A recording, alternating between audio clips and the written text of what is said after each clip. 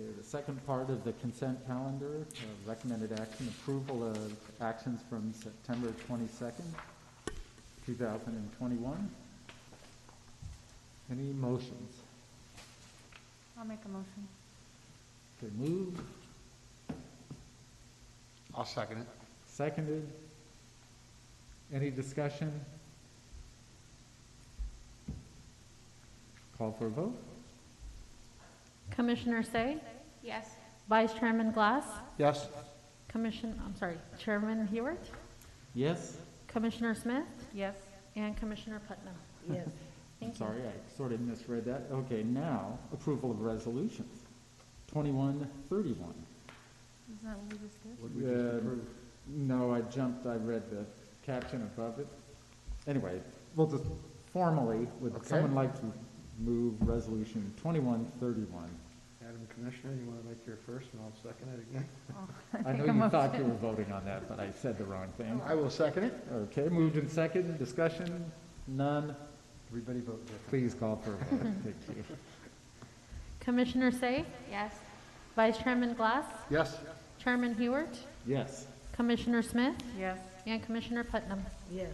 Motion passed. Thank you very much. Okay, thank you. So on to general business, and Yeah, item number one was, number one, just for the record, was pulled by the applicant, so we'll be moving on to items 2 and 3. Items 2 and 3 are for transient rental license. They're for units A, and then the second one is for unit B, but they're of the same property, so we decided to move forward with one staff report. Rosie is going to go ahead and take the lead on that, but there will be separate findings, one for agenda item 2, the other one will be for item number 3 in that, but we'll be hearing it just as one joint item. okay, And thank you. I'll Before be the staff abstaining. report. Yeah, oh, I'm sorry. And, Yeah, I'm going to be abstaining because of my proximity related to the property. okay, and we'll call you right back when you're done. Thank you. Okay. As Vice Chairman Glass stated, he is abstaining from items number 2 and 3 due to proximity. Items number 2 and 3 are requesting for a transient rental license and coastal development permit to allow the renting or leasing of a room with or without table boards in a newly constructed duplex for periods of fewer than 30 consecutive days duration at 208 Mar de Cortez, Units A and Unit B within Hamilton Cove. The owner and applicant is Dan Insel. Applicant is present in the audience, as well as the representative from Catalina Island Vacation Rental. The property is located within the low-density residential zone. The property is a 5-story residential structure that contains 2 units. Unit A contains 2 stories and consists of 2 bedrooms and 2 bathrooms. Unit B has 3 stories and contains 4 bedrooms and 4 bathrooms. The property is developed with a residential use consistent with the general plan and is allowed under the 2021 growth policy. The property manager for the applying properties is Catalina Island Vacation Rental. The contact information is included within the staff report. The transient rental housing impact statement submitted by the applicant declares that the property is new construction.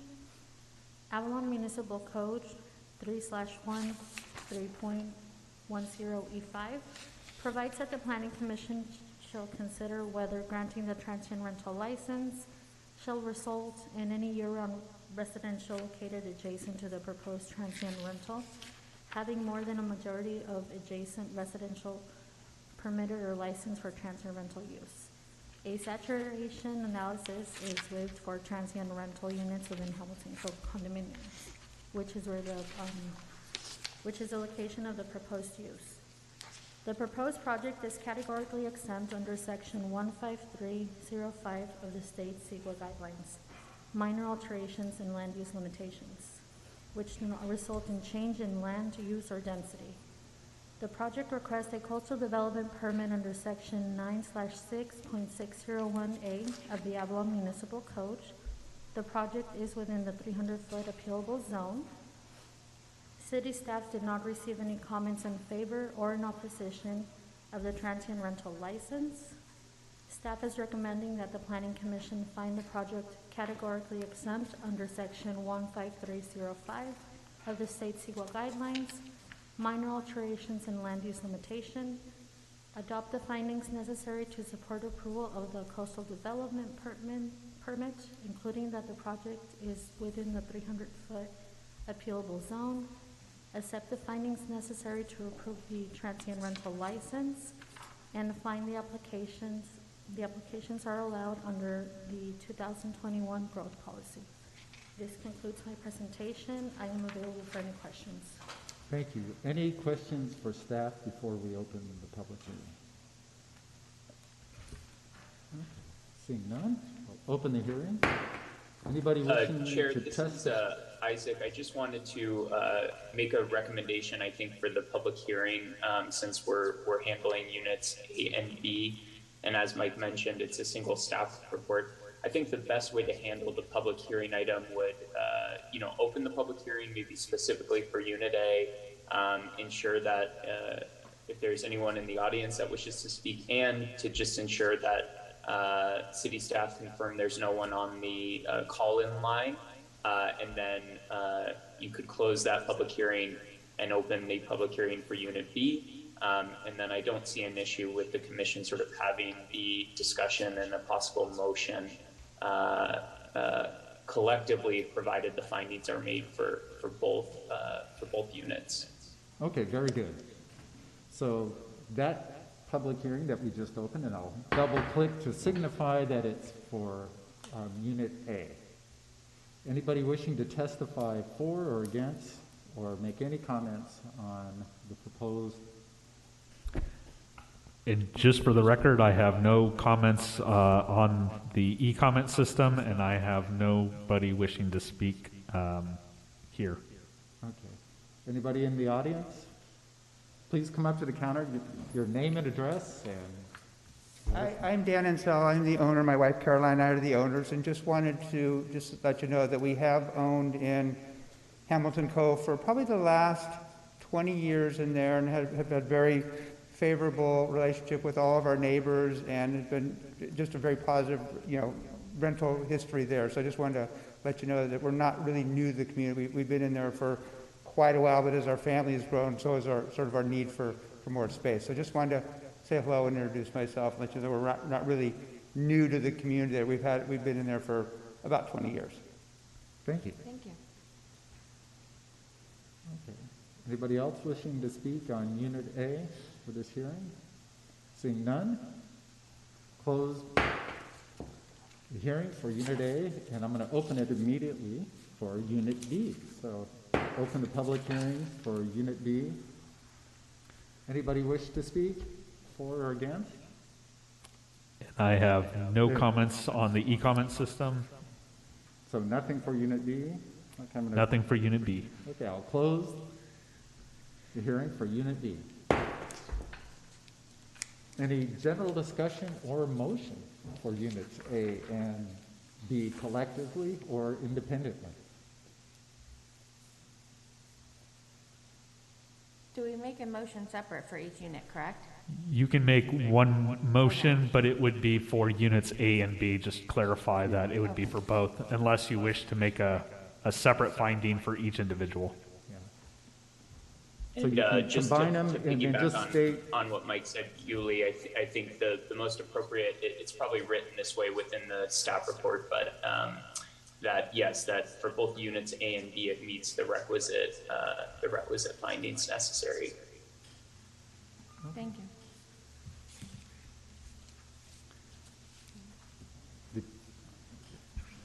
did you want to make a motion or? I'll make a motion to approve both A and B with all of the staff recommendations. Okay. Seems clear. Motion made. Is there a second? I'll second. Okay, moved and second. Any discussion on the motion before us? Seeing none, call for a vote. Rocio, please. Commissioner Say, Yes. Chairman Hewart, Yes? Commissioner Smith, Yes. and Commissioner Putnam. Yes. Motion passes. Thank you very much. Thank you. Thank you. I'll go get Bart. Thank you.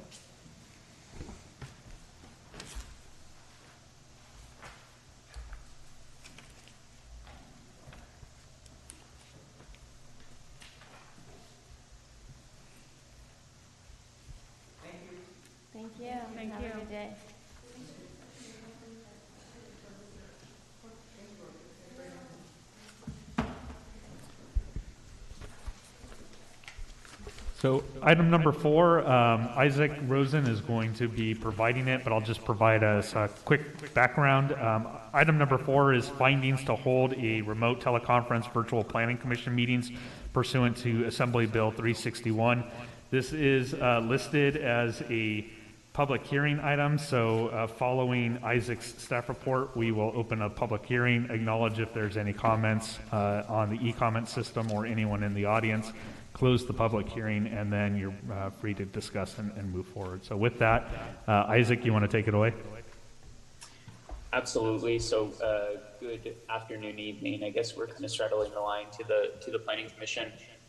As Mike mentioned, there's a recent Assembly bill that was passed and signed by the governor that impacts sort of Brown Act teleconference rules. So previously, during the COVID pandemic, there was a series of executive orders, emergency executive orders that allowed local agencies to meet without going through the more onerous teleconferencing requirements under the Brown Act, which essentially required that if any planning commissioner wanted to appear remotely, there were certain limits on where they could appear from in terms of within the jurisdiction, and they had to open that space to actually host members of the public wherever they were. So the Brown Act is quite a bit old at this stage. So in some ways, the emergency orders during the COVID pandemic sort of brought the Brown Act under those emergency circumstances in line with sort of more common practices with respect to teleconferencing. Now, with sort of this interim period where many local agencies, including Avalon, are meeting back in person, but there is still an option to do sort of hybrid meetings where someone, a member of the public, can call in remotely, or if necessary, a commissioner, depending on sort of the health and safety guidance, could always appear telephonically or via Zoom without having to follow some of those more onerous Brown Act requirements. So AB 361 was signed into law, and my understanding is the City Council made findings to this effect as well at their last meeting, which will allow that legislative body to hold hybrid meetings, which allows the public, again, or if necessary, commissioners or any combination of commissioners to appear telephonically under sort of the rules we've been operating on since the onslaught of COVID. So in order to hold continued hybrid meetings, AB 361 now requires that a local legislative body make 2 findings every 30 days to continue to hold those hybrid meetings. And those findings are as follows. 1, that state or local officials have imposed or recommended measures to promote social distancing in connection with COVID-19, or that the Planning Commission determines that requiring a meeting in person would present an imminent risk to the health and safety of attendees. So accordingly, it's open for public comment and discussion. I believe our recommendation and staff's recommendation would be that the Planning Commission make the finding that in line with the governor proclaimed state of emergency that's still in effect for COVID, that there are state and local officials with recommended measures that promote social distancing, and as a result, the Planning Commission for the next 30 days would continue to allow these hybrid meetings where obviously members of the public can come to chambers to speak, but there are still sort of social distance and COVID-related precautions. And again, under AB 361, that would also allow members of the public or commissioners to appear remotely. Isaac, Bart, this just has to be renewed every 30 days, so every meeting we have, we'll do this at the end of the meeting if we want to continue this. Is that correct? That is correct. So it's meant to sort of provide a check-in, and it's optional. So it's really to provide that sort of flexibility with respect to some remote component of the meeting. And that's correct, Bart. It would be every 30 days. So essentially every meeting the Planning Commission could have as a standing item whether they wanted to continue that practice. And typically that could be handled just through consent. Okay. Yeah, could we add that to the consent part of the agenda. Yeah, we could add Until that it as becomes as an ongoing finding on consent, unless one of the commissioners wanted to pull that and have an open discussion about its continuance. Yeah, that sounds good. So we can continue doing what we're doing until whatever point this would be unnecessary.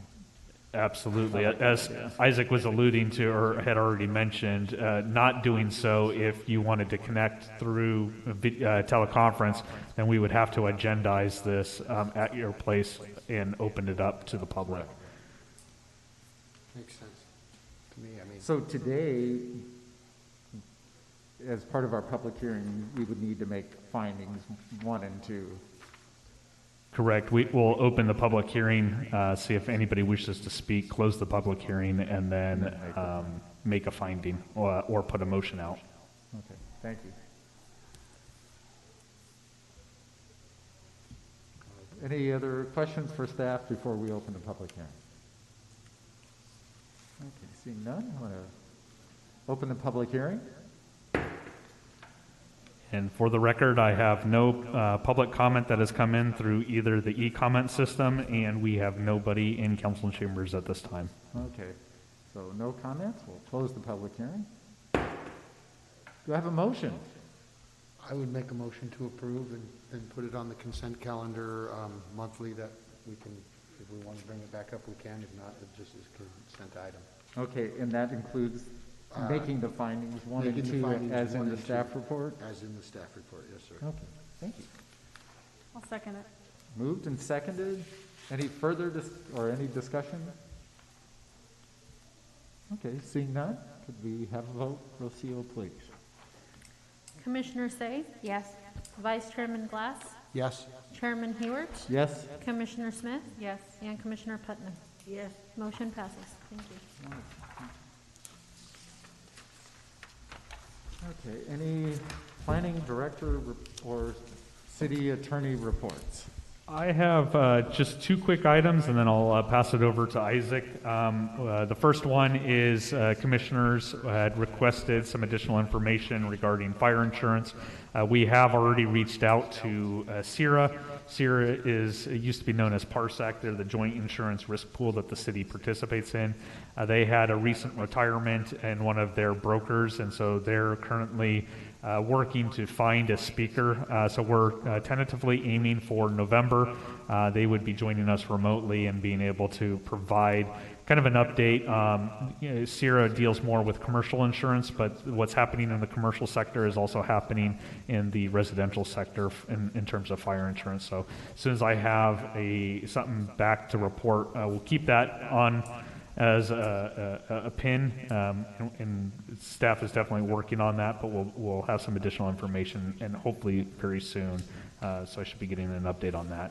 And then the second comment that I wanted to make was yesterday at the city council meeting, the council voted to proceed forward with the planning commission's recommendations to establish a penalty for unlawful transient rentals. If you recall, this was the recommendation that we had an escalating penalty schedule in the amounts of $1,000 for the first offense, $2,000 for the second offense, and $3,000 for the third and subsequent offenses for anybody operating illegally as a transient rental usage. They will be taking this back to City Council, where they'll do the second reading and passing and adopting the resolution, thereby establishing the fee. So they would like to bring at some point an item back to discuss the minimum night stay. If you recall, Planning Commission had elected not to move forward with any recommendation on a minimum night stay, but there was at least one council member that had requested that be brought back at a future meeting, and so we'll be discussing that a little bit more. Hopefully there'll be an opportunity for the commission to again weigh in on that, but I'll bring that back. And then I think that's it. Isaac, do you have anything? I do not. Okay. No updates on my end. Thank you. Did we, Any commissioner business? Oh, go ahead. commissioner business? I was just, did we put out the process for filling the seat? are we gonna fill, we have one seat to fill? We have one vacant seat. We're currently working with the city clerk's office to get that filled. So hopefully soon we'll have somebody in there. Applications will go out soon. Okay. Have we filled the position for the, in the planning department? The planning department had some interviews to bring on a planner. An offer has been made. As soon as I have some additional information to share on that, I'll let you know. Okay. Thank you. Anything else? Can I ask about the insurance? So we're gonna, so Siri, this is nice, but what's, what happens with people who can't get insurance currently? If it's gonna be discussed in another month and they're basically commercial, what about people who need insurance? So we use, I guess the clarification that I want to make is while we participate in a joint insurance risk pool, the brokers that we deal with, while they are more in tune with the commercial market, they also have a very in-depth understanding of what's happening within the residential market, and the trends that are happening across the board are affecting both markets equally in much the same way. And so we're trying to get an expert in there who can speak to both of that to talk a little bit about the implications and why the market is going the way it is and what are some of the leading factors that are causing the insurance rates to go up. No, and that's all very interesting, but what if you need insurance sooner than later? They send you to the state agency that has to insure you.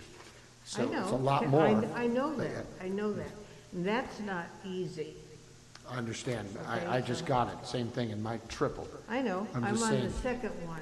I Yeah. had one accepted and they, mine cancels out on one building on Thursday.